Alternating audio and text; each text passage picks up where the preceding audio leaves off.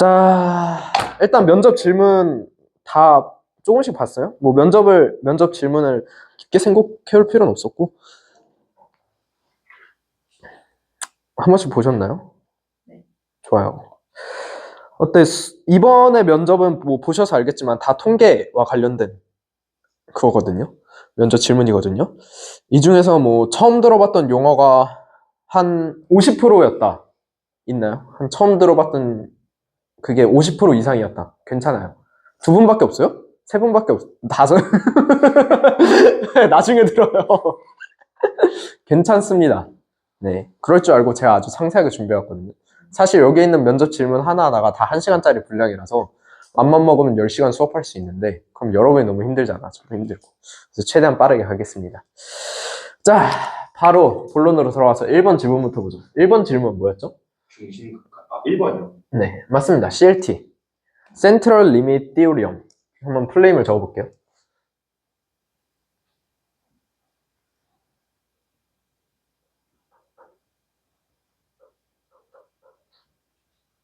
자, 이거는 들어보신 분?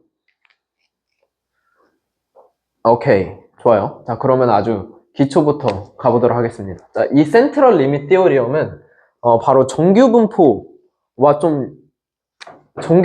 되게 연관이 깊어요. 정규분포는 이제 수업했을 때도 그렇고 일상생활에서도 되게 많이 들었던 용어일 거예요. 그러면 이 두 개가 무슨 연관이 있냐? 자, 저와 같이 조금 했던 통계 수업을 했던 두 분께 여쭤보겠습니다. 자, 우리 랜덤 베리어블 뭐였죠?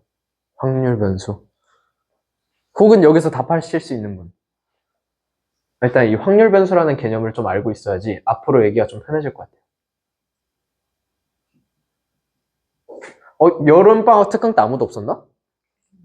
작년. 네. 지금 이 자리에. 아, 아쉽구만. 자, 우리 확률 변수가 뭘까요? 확률 변수는 결과를 숫자로 바꾸는 맞아요. 함수입니다. 함수. 그럼 우리 함수에는 인풋과 아웃풋이 있죠. 인풋은 뭘까요? 인풋은 세상에 존재하는 사건들이에요. 예를 들어서 주사위 던졌을 때 나오는 횟수, 뭐 1이 나오는 횟수라든지 그런 것들을 다 이렇게 변수화 시키는 거예요. 예를 들어서 해봅시다. 제가 길 가다가 넘어지는 것과 그런 사건도 있을 수 있죠. 혹은 잘 달릴 수 있는 사건도 있을 수 있고 그러면은 저희가 이제 확률을 구할 때 확률 보통 probability에 P를 쓰죠. 정준이 길 가다가 넘어짐 이렇게 쓸까요? 이렇게 안 쓰죠. 이거를 뭔가 기호든 숫자로 바꿔야 될 거 아니에요. 그 바꿔주는 역할을 확률 변수가 합니다. 괜찮죠? 여기에다 확률 변수 줄여서 RV라고 많이 써요. 랜덤 베리어블의 줄임말이에요. 그래서 RV를 딱 거치고 나면 뭐 숫자 1이 됐던가 뭐 0이 됐던가 이런 식으로 이제 쓸 수 있는 실수들로 바뀐다. 이런 게 확률 변수다. 자, 확률 변수 여기까지 하고.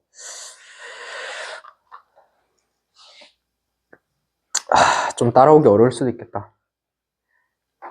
자, 그리고 이런 랜덤 베리어블이, 자, 이제 랜덤 베리어블 배웠으니까 분포에 대해서도 좀 더 배워봅시다.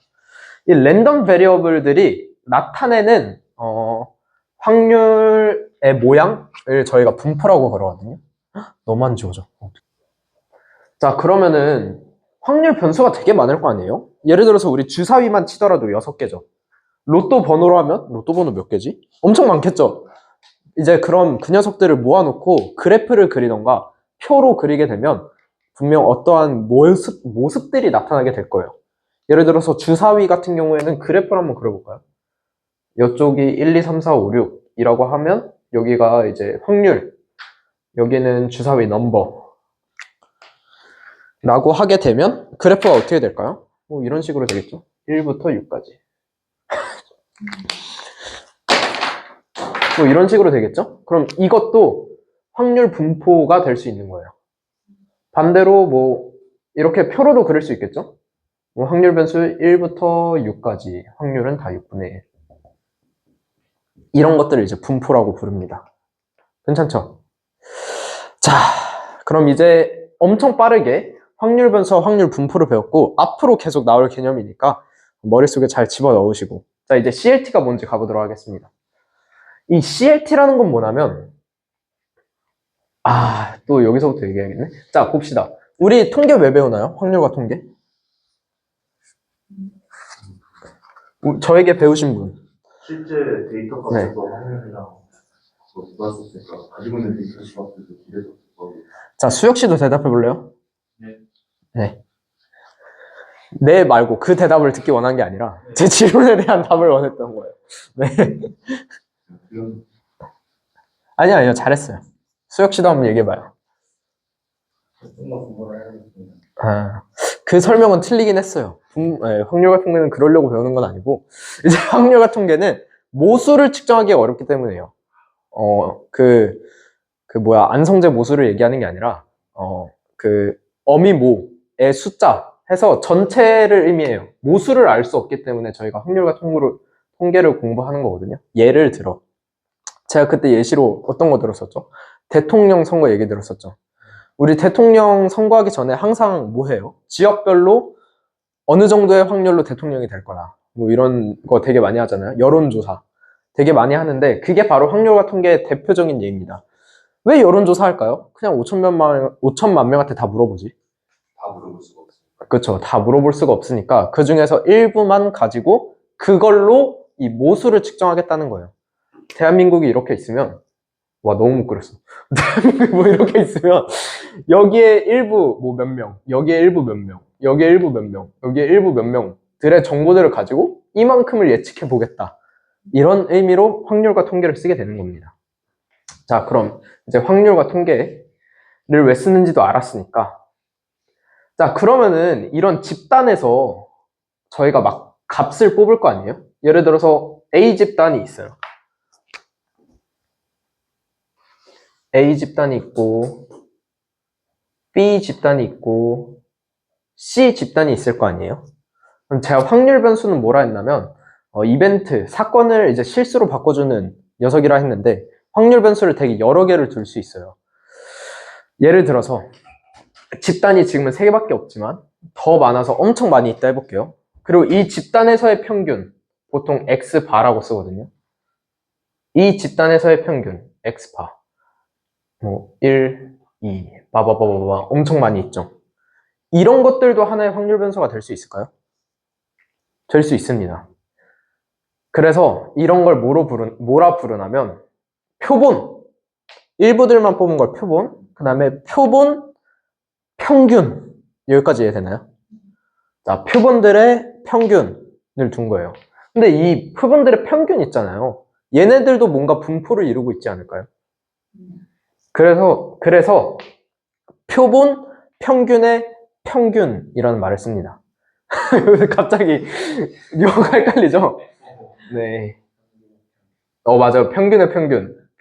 표본.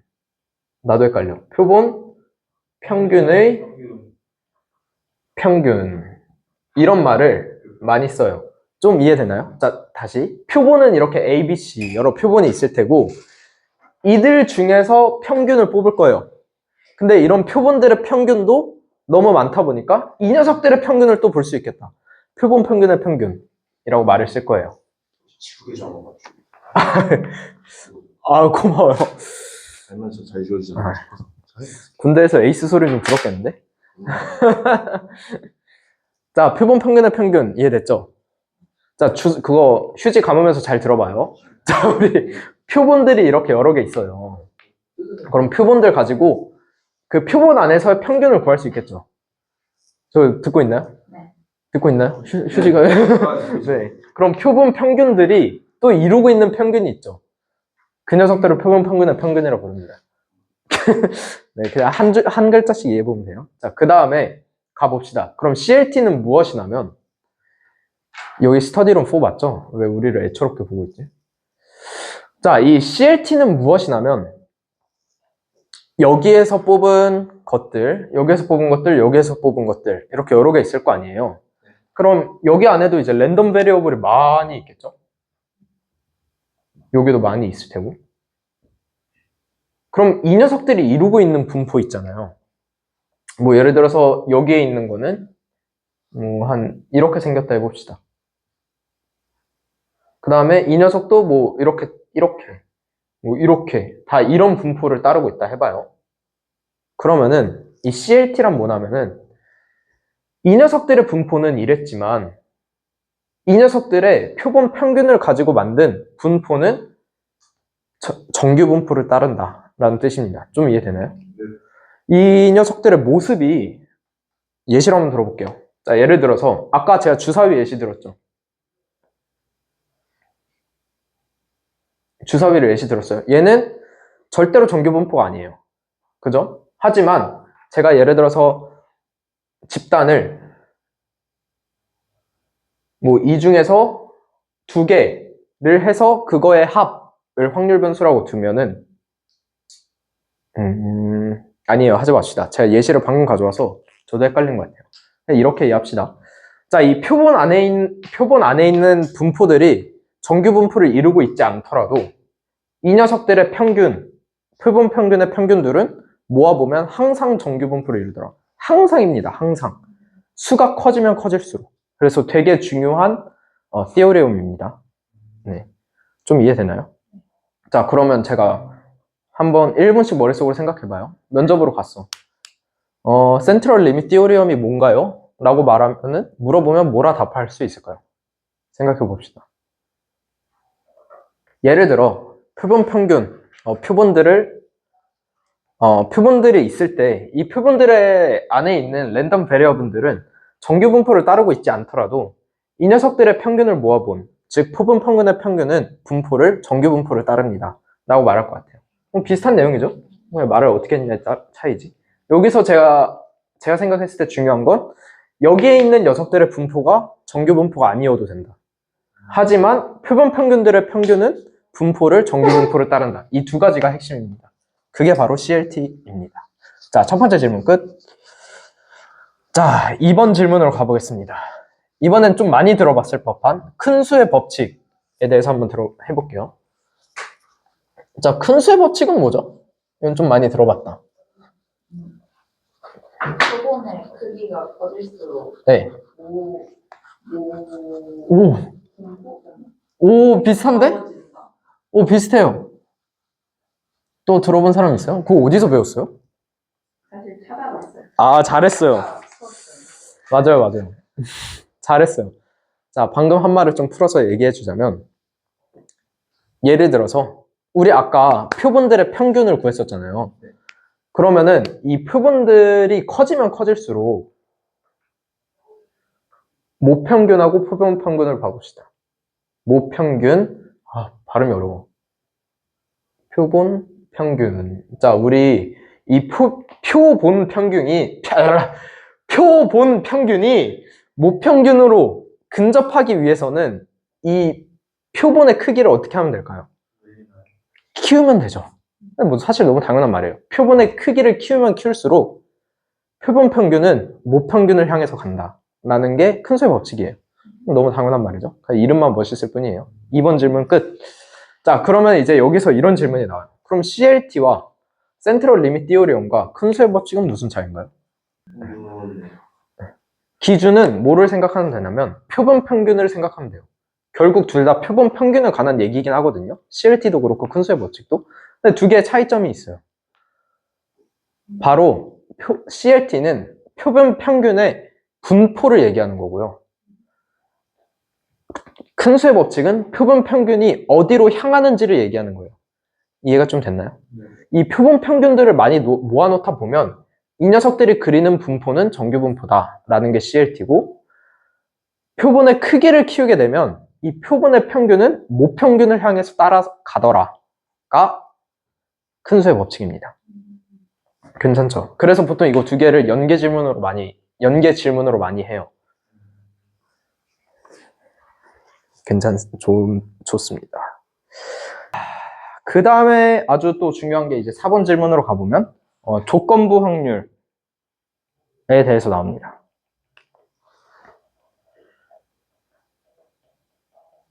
자, 조건부 확률 뭔지 아는 사람? 일단 어떻게 적죠? PA 뭐라고? given B. 뭐 이렇게 많이 적죠? 영어로는 conditional이라고 그럽니다. 여러분 그 컨디션 좋다 나쁘다 할 때 그 컨디션이 맞긴 한데 그 의미가 좀 달라요. probability. 여기에서 컨디션은 조건이라는 뜻입니다. 말 그대로. 토익 때 쓰세요. 그래서 이 녀석은 뭐냐면 말 그대로 조건이 붙어있는 확률이라는 거예요.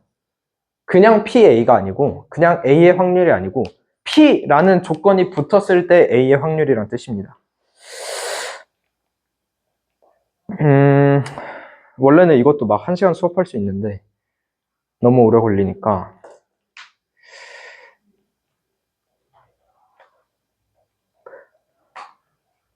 이 조건부 확률을 좀 더 자세히 설명해 줄까요? 아니면 바로 넘어가도 괜찮을까요? 중요한 것 같아요. 네, 좋습니다. 자, 제가 이거 항상 강의할 때 쓰는 게 있어요. 제가 실제로 겪었던, 저는 누나가 2명이거든요. 그래서 우리 집에서 항상 분란이 생겨요. 무슨 분란이 생기냐면 베라를 내가 먹으려고 사놨어. 내일 아침에 먹으려고. 냉장고에 넣어놨어. 자고 일었더니 베라가 사라져 있네. 이런 경우가 좀 허다했습니다. 그래서 항상 이럴 때 범인을 누구인지 유추하기 위해서 저는 컨디션 프로바빌리티를 썼어요. 나가면 구라고 이런 경우에 쓸 수 있습니다. 예를 들어서 제가 베라를 사왔는데, 자, 베라가 남아있을 수도 있겠죠. 0.4의 확률로 남아있을 수도 있을 테고 0.6의 확률로 사라져 있을 수도 있을 거예요. 이 사라졌을 땐 귀신이 와서 먹었진 않을 거 아니에요. 우리 가족 중에 누군가 먹었겠지. 누나 1,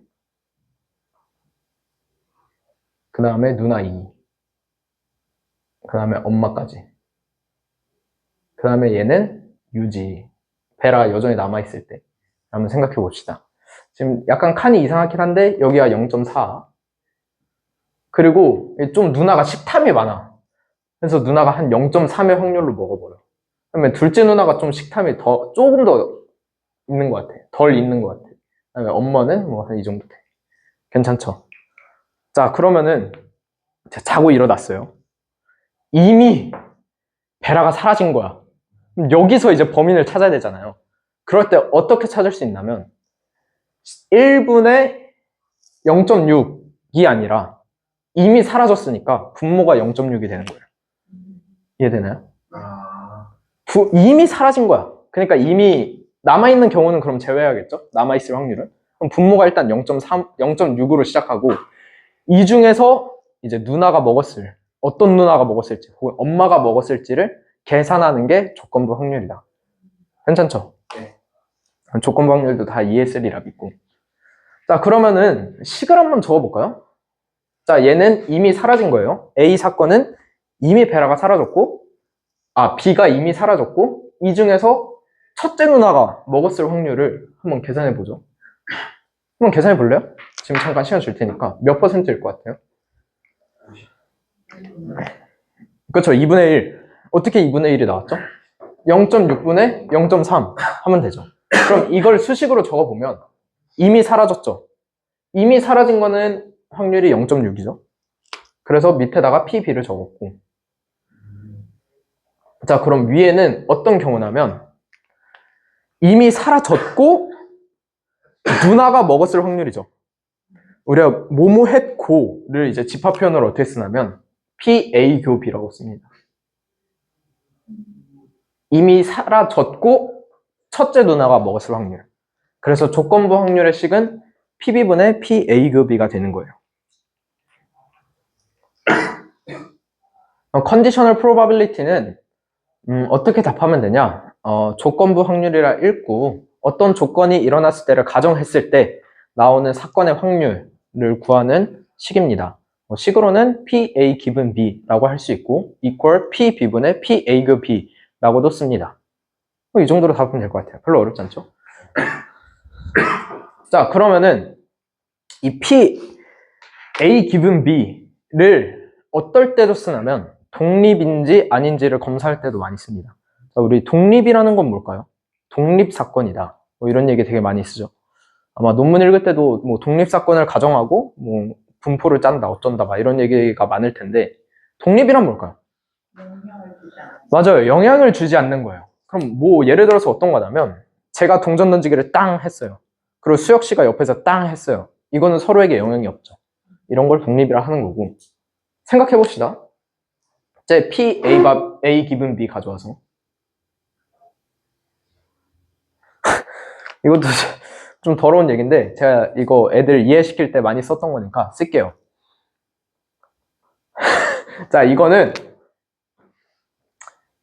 예를 들어서 용수 씨가 이제 해외여행을 가게 됐습니다. 하와이로 가게 됐어요. 그쵸? 네. 그래서 다음날 이제 하와이로 갈 거야. 근데 뭐 비가 올 수도 있고 안 올 수도 있고 갑자기 천재지변이 나타날 수도 있고 전쟁이 일어날 수도 있고 안 일어날 수도 있겠죠. 네.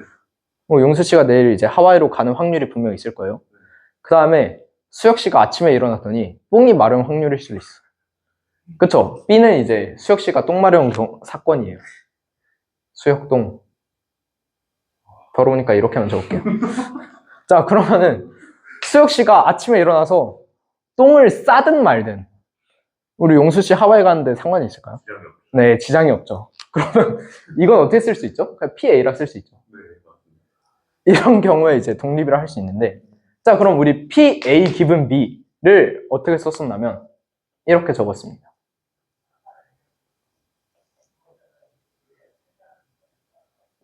그쵸?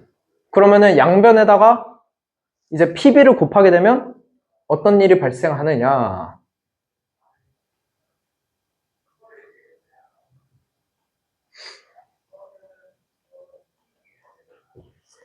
이런 식이 완성이 됩니다.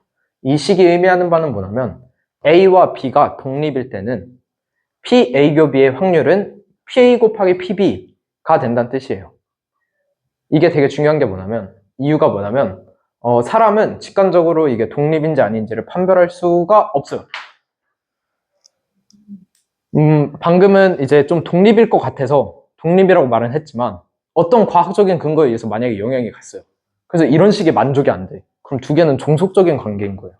저희가 독립인지를 확인할 수 있는 방법은 이 식이 성립했을 때만 독립이라고 얘기할 수 있는 거예요. 알겠죠? 네. 자, 그러면은 아까 질문을 좀 더 디벨롭 해보자면 컨디셔널 프로바빌리티란 어떤 조건이 주어졌을 때의 확률을 의미하고 식은 PA 기분 B equal PB분의 PA 곱이라고 합니다. 하지만 이 식이 중요한 점은 이 식을 통해서 두 사건이 독립인지 아닌지를 유추할 수 있기 때문입니다. 예를 들어서 PA 기분 B가 독립이라면 그 PA 기분 B의 확률은 PA가 될 것이고 아까의 프로퍼티를 이용해서 식을 PB분의 PA 곱이를 만들었을 때 양변에 PB로 곱하게 된다면 PA 곱이 equal PA 곱하기 PB가 되므로 이런 경우에 식이 성립하는 조건에는 두 사건이 독립이라고 말할 수 있기 때문에 중요합니다. 이런 식으로 답하면 되겠네요. Conditional Probability Distribution이란 것도 있거든요.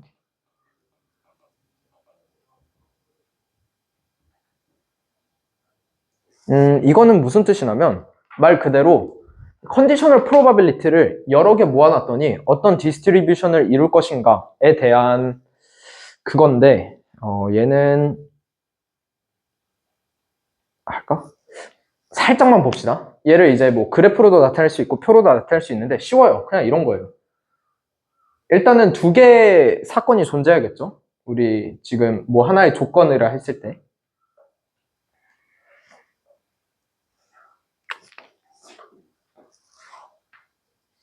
뭐 대충 이런 거예요. 어렵진 않고 예를 들어서 x랑 왜 자꾸 y라 쓰는 거야? x랑 y라는 게 있을 때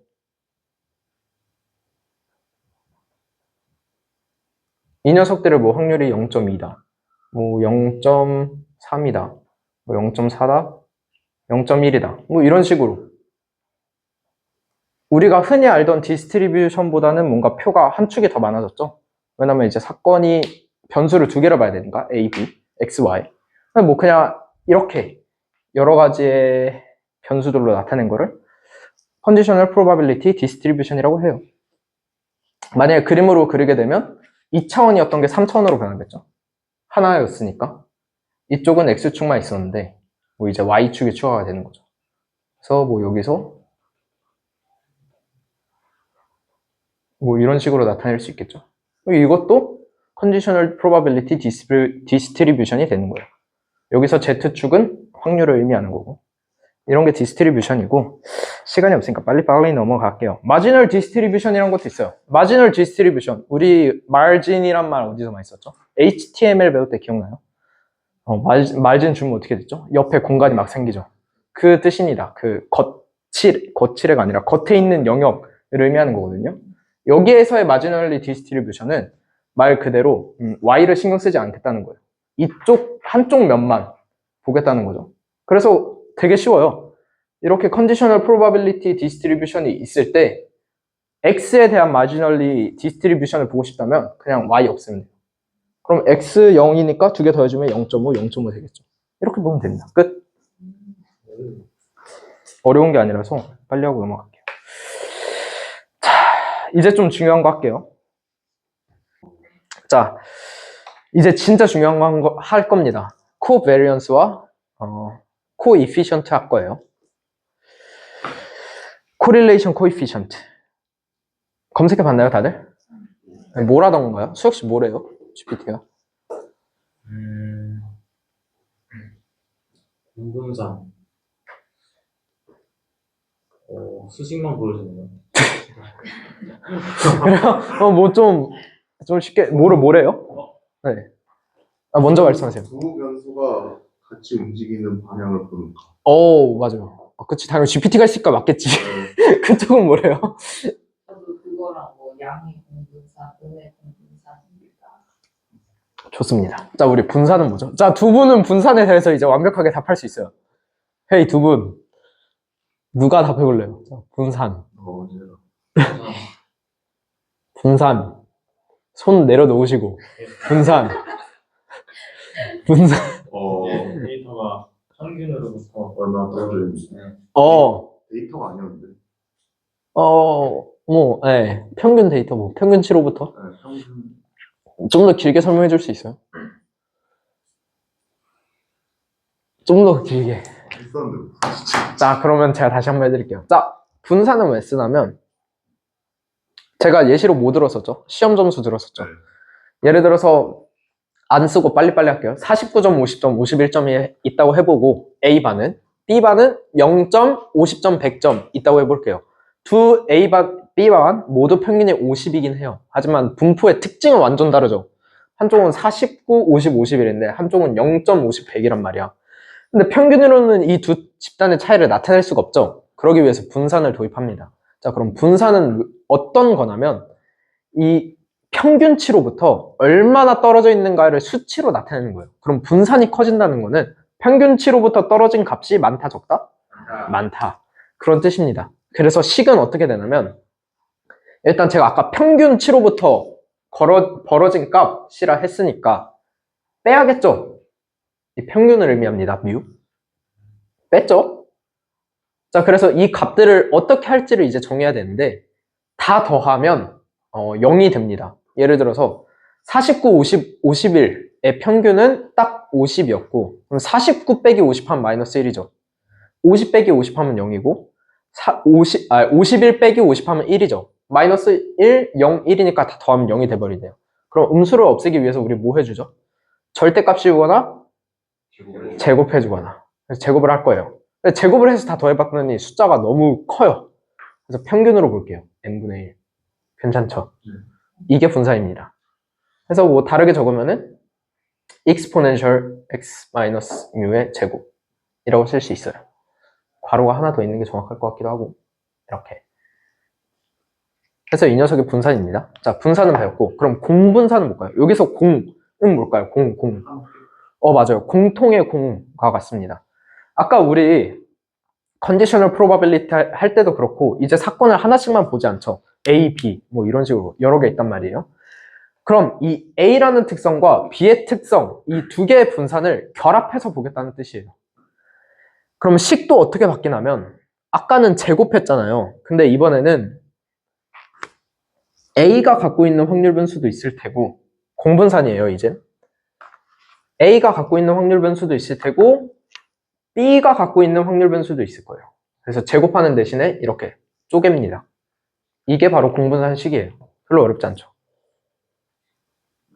분산을 이해했다면 공분산식도 쉽게 유도할 수 있다. 그럼 밑에도 살짝 바꿔보면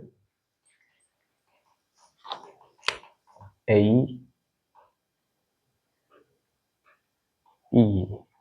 아, 물론 평균치도 A의 평균, B의 평균으로 해야겠죠. A의 평균, B의 평균. 이렇게 됩니다.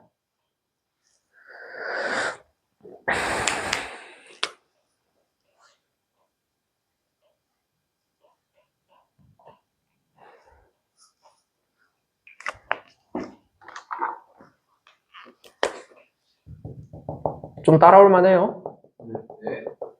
힘들면은 바로 말해주세요. 이게 좀 어려워요.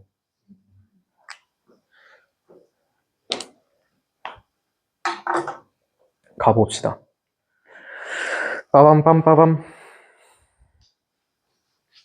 결론부터 말해줄까? 결론부터 말해줄게요. 코베리언스의 약자에서 코브라고 쓰고요. 그 다음에 두 확률 변수 x.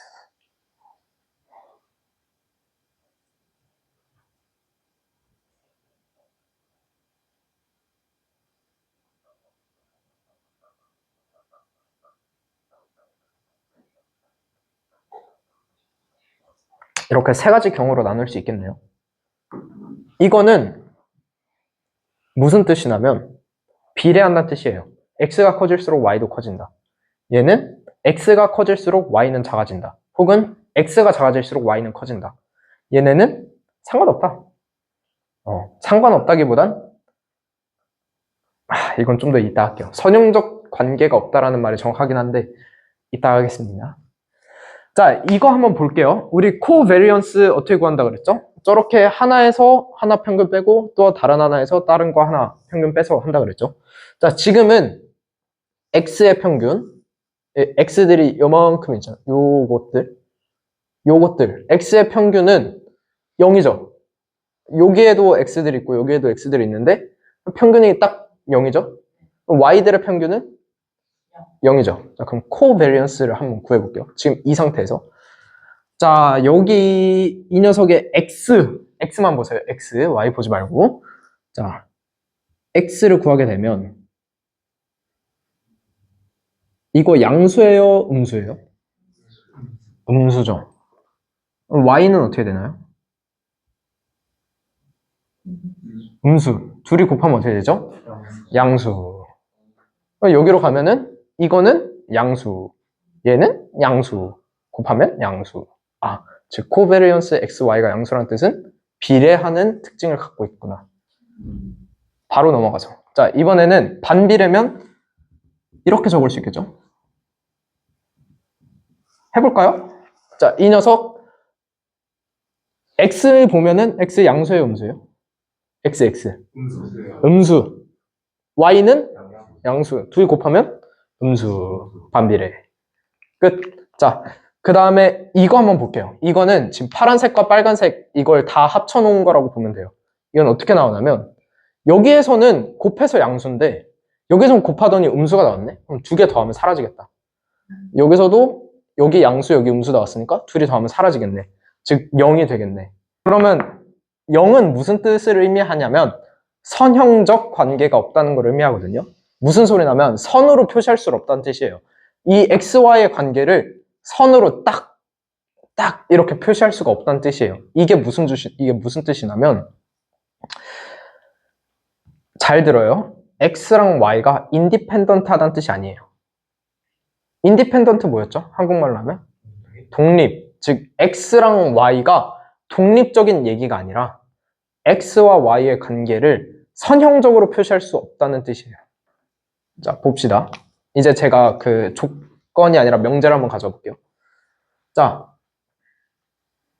답은 이미 알려드렸어요. 코베리언스 XY가 0이라면 X와 Y는 인디펜던트 할까요? 아니죠. 자, 그럼 반대로 X랑 Y가 인디펜던트 하다면 코베리언스 XY는 0일까요? 네. 맞아요.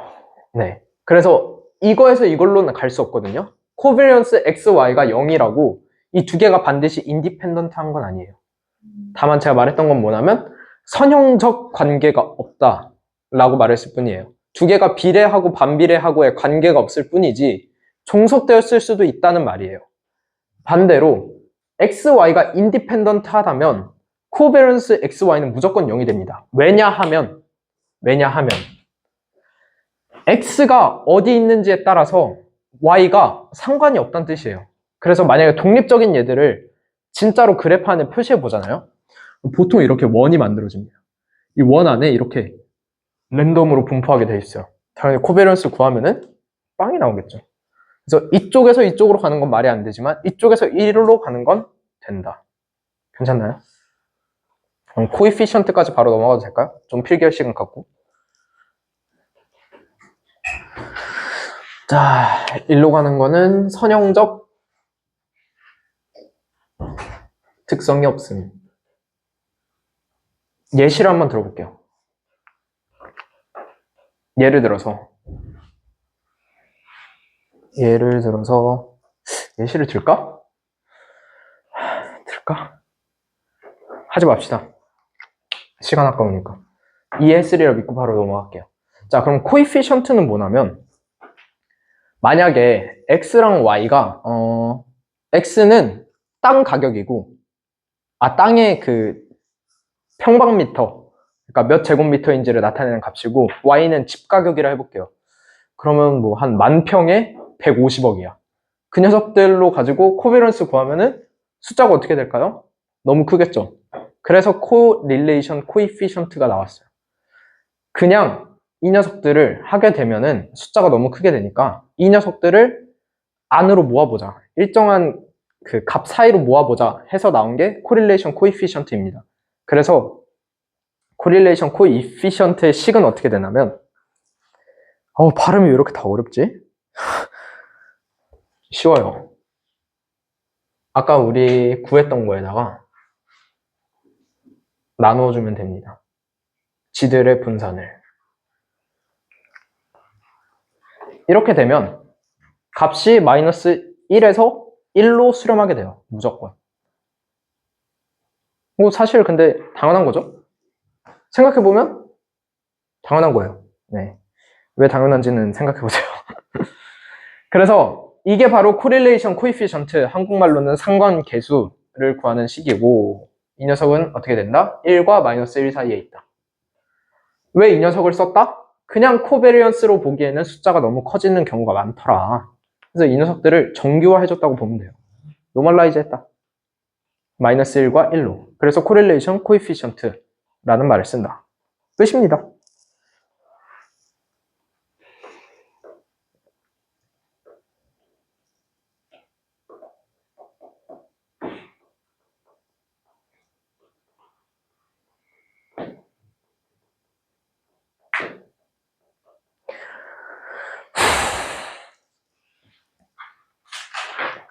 뭐 이렇게 쓰기도 해요. 이 코베리언스를 그냥 이렇게 쓰기도 하더라고요. 이렇게. 이건 마음이에요.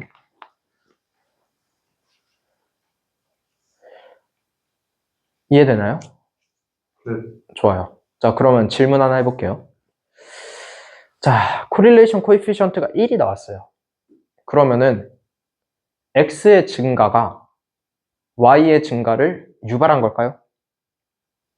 다시. 코릴레이션 코이피션트가 얘가 1이 나왔어요. 식을 계산해 봤더니.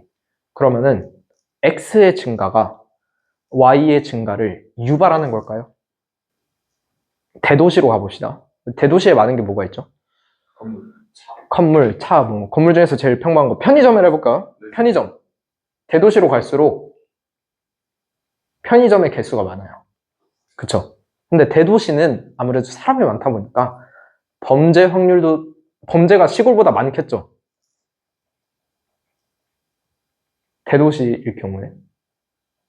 자, 그러면 편의점이 증가했더니 범죄 수가 많아졌습니다. 따라서 편의점 수를 없애야 됩니다. 말이 되나요? 자, 그럼 다시 물어볼게요. 코릴레이션 코이피션트가 1이 나왔는데 X의 증가가 Y의 증가를 유발했을까요? 네. 다만 이 두 개는 어떤 관계가 있을 뿐이죠? 비례하는 관계가 있었을 뿐이에요. 편의점이 커졌다고, 편의점이 많아졌다고 이 편의점 때문에 범죄가 일어난 게 아니란 말이에요. 알겠죠? 그래서 코릴레이션 코이피션트를 배울 때는 항상 이걸 주의해야 된다. 이걸 어떻게 적을 수 있냐면, 저는 안 적을 테니까 여러분이 적어요. 자, 코릴레이션 코에피션트가 1이 나왔다고 해서 코릴레이션 코에피션트가 1이 나왔다고 해서 x의 증가가 y를 유발하는 것은 아니다. 다만 선형적 관계가 있었을 뿐이다. 다시 코릴레이션 코에피션트가 1이 나왔다고 해서 x의 증가가 y의 증가를 유발하는 것은 아니다. 다만 선형적 특성이 있었을 뿐이다. 입니다. 이 문장 이해되죠? 네. 좋아요.